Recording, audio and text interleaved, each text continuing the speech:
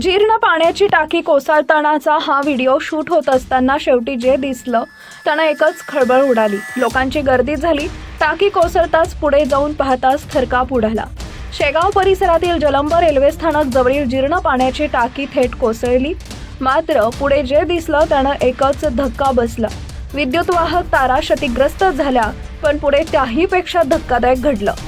जलंब येथील रेल्वे स्थानक परिसरात असलेल्या रेल्वे कर्मचारी वसाहतीला पाणी पुरवठा करणारी जुनी पाण्याची टाकी होती।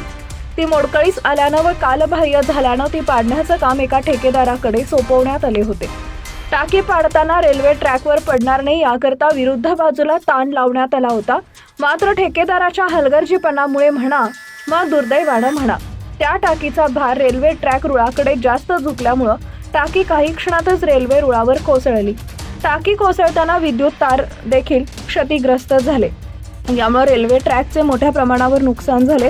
दरम्यान खामगाव ते जलंब रेल्वे सेवा काही काळ विस्कळीत झाली। या अनपेक्षित घटनेनंतर रेल्वे प्रशासनानं तातडीनं दुरुस्तीचं काम हाती घेतले।